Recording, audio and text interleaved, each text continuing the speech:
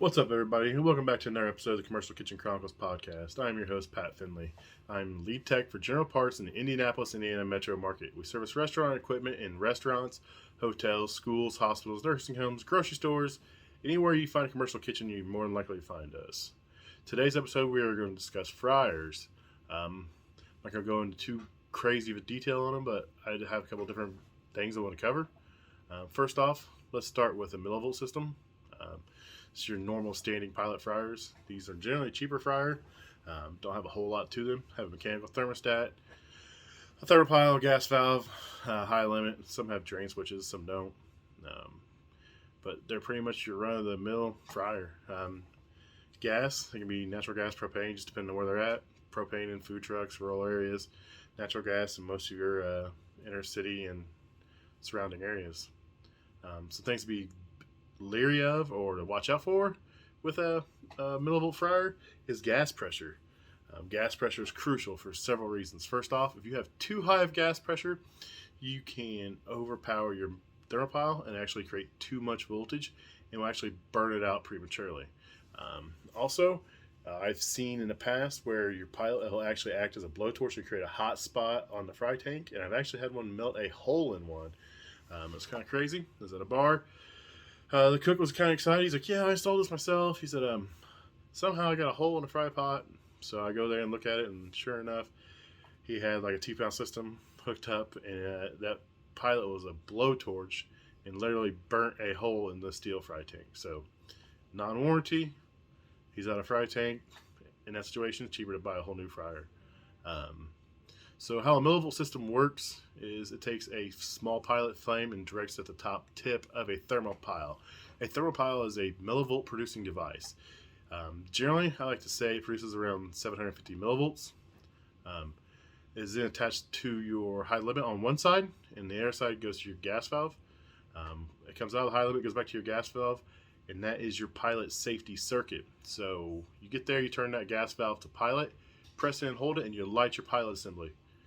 Once your pilot assembly is lit, you will hold it for anywhere from 15 to 30 seconds generally, and your pilot should stay engaged. If your pilot doesn't stay engaged, try it a little longer next time. If it doesn't stay engaged, you may have an issue, and you need to start investigating what's going on. Once that pilot is pulled in, you can test millivolts on the system. Generally, it's going to be anywhere from 550 to 600 with a pilot on. The rest of that power is then used to pull in the main coil for your main heat or your main burner. Once you kick on that main burner via the thermostat, it pulls in that coil and it allows gas to travel through the valve into your burners. And generally, once that is achieved, you should be able to read anywhere from 450 to 500, 400 to 500, right around that range.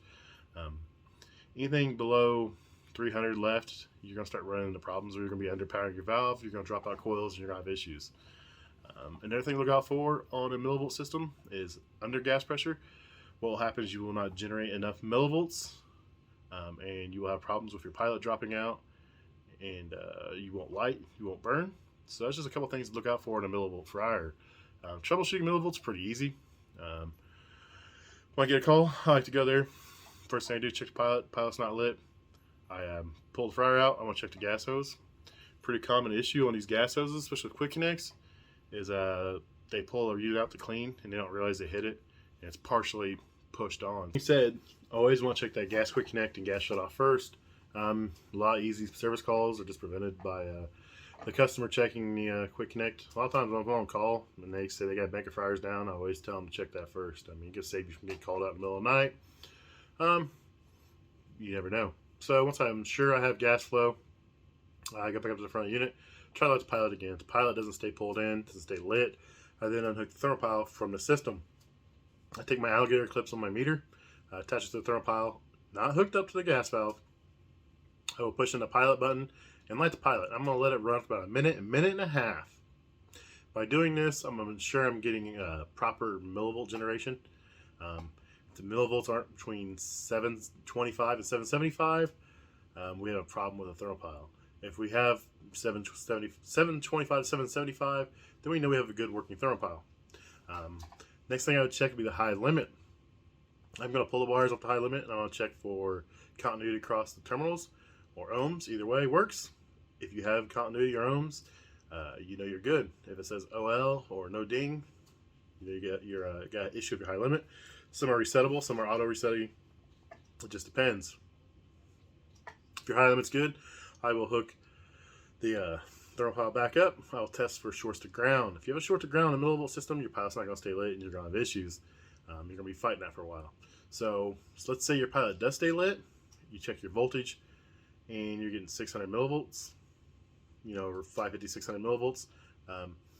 Go ahead and turn your gas valve to on and try to turn your thermostat on. If your thermostat closes and you do not get a flame, you have an issue. So you either need to verify your thermostat is in fact closing. Just because it clicks does not mean it closes. So you may have to use your meter once again. Check for continuity across the contacts. You want to pull the wires off, check for continuity across the contacts or ohms. Either or. If you have continuity or some resistance, you know you're good. If you have open, you know you have a problem with it. Make sure that thermostat is good. If your thermostat is good and you're still not pulling in, you can ohm out the coil for the main valve. If it's open, you have issues. If you hook it back up, you still don't work, you're going to need a gas valve at this point. So they're fairly simple to diagnose and troubleshoot. There's only several components. Like I said, some have a drain switch. If it has a drain switch, just make sure that drain switch is closed. When the drain's closed, when the drain's open, it's open. All it really does is keep that main burner from coming on. They drain the oil. You don't want your burner to come on with the oil out because you will tear up the fry pot, you risk fire, and damage. So you don't want to do that. Everybody has their own little twist on each style of fryer. I work on several manufacturers under warranty, and I work on anything out of warranty. But they're all pretty much the same. They all have a gas valve, thermal pile, high limit thermostat. I mean, they're pretty simple. They're the workhorses of the industry. They're in food trucks, restaurants. Not everybody needs a big crazy bank of fryers, and they'll buy a couple little, small millivolt systems. They don't have that power. They can just hook them up to gas and go. Also, one thing to consider is most of your millivolt fryers are tube fryers, which means there's a tube that the burners actually shoot through. That tube then runs through the tank, out the back, and out the flue. There's some baffles in there. I have seen in the past where those baffles are not installed, and you actually shoot the flame straight through the tube and out the flue out the back. So just something to be mindful of is make sure those baffles are in the tubes. Those kind of help slow the flames down, help disperse the heat in that tube so that tube heats evenly. Next type of fryer I'm going to talk about is 24 volt systems. These are fairly common in your bigger fryer systems. They use a 24 volt system to power the valve. Majority of them have matchless ignition or self-igniting. It can be once daily. The pilot lights, so when you first turn the fryer on, the pilot will light, it'll sense, it'll stay engaged, and then the main valve works off a thermostat or a controller. Or it can, in some cases, like FryMaster uses a lights every time, so there's no standing pilot. So on their high efficiency fryers, you get a call for heat. The ignition module is energized. It sends power to the gas valve. It also sends spark into the burner chamber. It lights off, and then it proves through microamps. And there's a burner blower on the input side, and it blows the air, mixes it with the gas, and blows out the flue. Some other manufacturers use a post burner blower or inducer. I think Henny Penny does it on their Evolution fryers, and I think Ultra Fryer does it on some of theirs. So that actually uses a burner on the post side and actually pulls the flue gas through it and out. Like I said, everyone does things their own certain way. But 24 volt systems are fairly common. They're pretty much everything anymore besides the freestanding pilots. Controls can vary on a 24 volt system. You can have mechanical thermostats. You can have a digital controller, has a little LCD screen. It'll have a series of push buttons. The push buttons can be programmed or it can be factory set. Just depends on which model and which variation you have. Anymore, most manufacturers are getting touchscreens. Touchscreens are the way to go. You can troubleshoot from the screen. You can see everything going on the screen. Your menus are pictures, so you put a picture of the menu item you want to cook. You press that, and then the menu is stored. There's all kinds of accessories anymore. Basket lifts, oil quality sensors, Built-in filtration. I mean, the list is endless. Possibilities are endless. You can do anything with a fryer anymore. I have some fryers that automatically filter, so after somebody cooks, it drops the oil, filters it, pumps it back up, and knows when it's full, kicks the heat back on, and you're rock and rolling within 3 minutes. Some others are set throughout the day, certain times wants to be filtered. So say in the morning after you do all your breakfast and your prep work, about 10 o'clock, it wants you to filter. So it does a long filter in the morning, which encourages you to scrub the walls and make sure it is properly cleaned. And then it will test the oil, test the quality of the oil, and then it'll let it go back to work, let you cook. Those often, if you skip enough cleaning cycles, they will lock you out and won't let you cook anymore until it's properly filtered. So that's a good thing. Most 24-volt systems are fed from a 120-volt wall plug into a transformer that converts it from 120 volts AC to 24 volts AC. Some systems that have touchscreens or computers will utilize a 12-volt DC circuit as well. That just depends. Like I said, every manufacturer has their own way to do it. So your valve's 24 volts. Most of the time, your ignition source is 24 volts. So, it still has a high limit. It still has thermostats. Some are just use probes and a controller. Some use mechanical thermostat. There's always so many different ways you can do this. The 24 volt systems are nice, especially when you have a controller, because you can do a lot more things. You have auto top off, which means that you're always maintaining a proper oil level. You don't have to manually add oil to a certain level. It has a series of probes, and once those probes notice the difference between each other, they will actually add oil into the fry pot and bring it up to a certain level to maintain proper oil level and proper cooking. It's really nice. It helps extend the life of the oil. You're not constantly dumping oil in there, so any oil that's transferred out with the food or spilled is replenished. So it really helps with longevity of the oil. Automatic intermittent filtration is a system where it will filter after so many cooks. Just depends on what you're cooking, depends on how often it filters. So just another option. Like I said, basketless. Basketless are a cool feature. Especially if you're really busy, you're not paying someone to stand at a fryer. You can hit a button, it actually lowers the product into the oil, and once the timer goes off, it raises the product. It'll hold that product in that basket for 30 seconds, and then the timer will go off. So that 30 seconds just allows the grease to drip out. And once the timer's off, you can take the food and dump it and do whatever you gotta do. So that's a pretty cool feature. It makes it nice when you're really busy and you don't have someone just stand over a fryer. What else? Self-filtering, we talked about that. It pretty much just filters itself. OQS, it's relatively new to this area. Oil quality sensor. It measures particulates in the oil, so it tells you how much carbon you have in there and how much buildup, and that determines on when you should get rid of the oil. It's no longer just a preconceived look. A lot of times oil will get dark and people think it's bad, and it's really not. Just it's kind of burnt. So you really need to be basing your oil life off of particulates in the oil versus just a color. So a few people asked me about a few questions here on Instagram. I asked for feedback and stuff. Someone asked me about the gas evolution fryers. I've only worked on a couple of them, so I really can't say per se. I didn't have any problems with them. Most of my issues was filtering issues.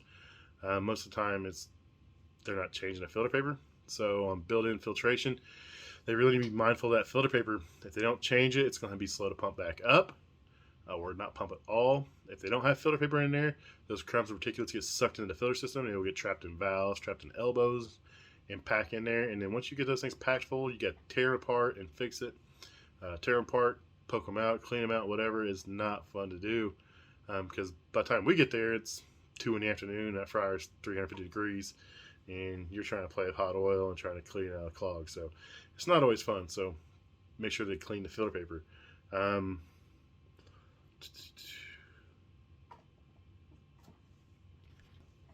You see, I got a list here of some questions and stuff. So automatic intermittent filtration, AIF.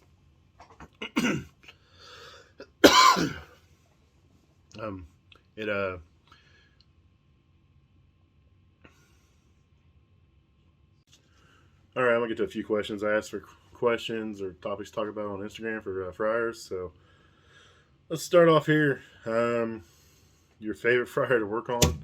Currently, it's probably FryMaster. I'm pretty particular to them. I train for them, so And we do a lot of warranty work for them. Pretty big on the Taco Bell program, so touchscreens. Just work on them all the time, so it's whatever you work on is what you're comfortable with. I mean, just like anything else, if you work on something enough times, you're going to feel comfortable in like working on it. So that's what I'm going to go with that. The Evolution fryer thing, like I said, I've only worked on a couple of them. I didn't have much problems with them, but I never got into that selective valve they got in there, and I hear bad things about it. But I don't do warranty work for them in our area, and so I really don't have much experience. Just occasionally I've changed a couple of valves. Nothing major. Let's go to the next one. Walk us through how you start a fryer repair. Like I said, if it's a millivolt system, start with the gas hose and work way back towards the front. Ensure gas is present. Try like pilot and go from there. I went through over the millivolt system. 24 volt system the same way. Make sure I turn it on and see if I got power to my ignition module. If I do, see if it's trying to spark. If it's trying to spark, I'm not lighting. Check, see if I got power to my gas valve, see if I got gas, and just work my way back. Schematics for your friend. Every fryer has one on their door. Now, whether it's legible or not anymore is a different story. But I just start at the beginning. I start the on-off switch, power, where does it go from there, so on and so forth down the line. The touchscreens are pretty easy because you can do a lot of stuff on the screen. You can get in tech mode, you can turn them on, you can turn on and off individual components one at a time and test them from there. But just like anything else, I start at the beginning and work my way in. So I start the gas, power, have those, come back in and go. So is the order of operation pretty much the same from manufacturer to manufacturer? Yeah, pretty much they're all the same. They all have their little differences or nuances, but pretty much they're real similar. If it's a millivolt system, they're pretty much all identical for that fact. Just depends on what options you have on 24 volt systems. 120 volts in. I mean, just depends on what you're troubleshooting. If you have a basket lift problem, see if you got power to your motor. Check your switches, that kind of thing. If you don't have ignition, check power your gas valve, check power your ignition module, see if you got a spark, see if you got gas to your pilot. Sometimes you'll have a clogged orifice at your pilot. Some manufacturers do a burner clean, so they will actually, it's a downshot tube fryer, so the orifices are up top, it shoots the gas down into a tube, and it goes out a flat screen and into the tube, and that's how it burns. Some manufacturers have a system where it actually lights those off and burns off those burner faces and cleans them off. So a lot of times those valves will stick and it'll actually trip a rollout switch. So you'll make sure high limits are good, rollout switch is good, that kind of stuff, drain switch is good. So, I mean, they all have a lot of similarities, but they all have differences too. Just depends on how in depth of a fryer it is and what all it does. RLS, rapid locking systems, asks how do you deep fry a turkey. I've never done it. Most restaurants would probably be mad if you threw a turkey in their deep fryer, but hey, it's worth a shot. I've thought about some fryers I've taken out that are still good. I thought about hooking them up at the house and deep frying a turkey because you can set the thermostat, you don't have to babysit it. So when you deep fry a turkey at home, it's a process. You get there and you're babysitting that thing. You get your thermometer stuck in there and you're just trying to keep that temperature or whatever temperature you're cooking at. On a commercial fryer with a fixed thermostat, you can set it to 350. It's going to stay plus or minus 20 degrees on a mechanical thermostat. If it's a digital control, it can be plus or minus 2 degrees. So, I mean, hey, if you can find one and you want it, you know, we can do it. Hey, you guys get a new warehouse, maybe I'll hook you up for one over there. What else we got? When do you consider a fryer beyond repair when it is time for a new unit? I like to figure life expectancy of a piece of equipment is 7 years. Once it gets to that 7-year mark and you're approaching 50% of repair, a lot of times I will suggest a new fryer. Especially if it's a millivolt system fryer. Most of those fryers are under $1,000 for a single fryer. They're not very expensive. If you've got 7 years out of one of those things, I'd buy a new one and count your blessings. Now your bigger fryers, it just depends. If it's a bank of 3, bank of 4, and you got to change a fry pot, I mean, if everything else is in pretty decent shape and that's the only issue, I mean, I may consider it if you can get another 3 or 4 years out of the fryer. It's all about your customers, though. I mean, you got to know your customers' needs. communication with your customer is key, and no matter what we do. I always communicate, hey, this is how much this repair is going to be. If it's a $750,000 fryer, I'm gonna, if it's $500 and it's 6, 7, 8 years old, I'm gonna say, hey, I can repair this, but I can't guarantee how much longer this thing's gonna last. You've got a good life out of it. You may consider buying a new one. So it's just about knowing your customer and knowing their needs. Like I said, the cheaper fryers you can get fairly cheap, but if it's got built-in filtration, all kinds of bells and whistles, they're going to want to get 8, 9, 10 years out of those fryers. So you can replace a fry pot, for maybe $4,000 or $5,000. You're not going to replace a bank of 3 or 4 fryers for the built-in filtration, basketless, oil return, that kind of stuff for probably $25,000. So I mean, just depends. Does the manufacturer offer good tech support for this type of equipment? Well, Brent, it's just like every other thing going on right now. When COVID came in, most of these places let a lot of their tech support guys go, and they never really recovered them, or they brought in people that really didn't have experience to the reading flow charts.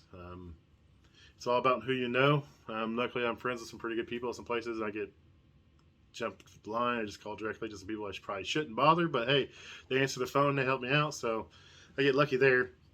But generally, tech support's not bad. I mean, long wait times, but that's just because they're short-staffed. But generally, as long as you call some information, they will help you out. I'm a firm believer, before you call tech support, if you're working on a gas fryer and you're having a lighting issue, I want to know my gas pressure.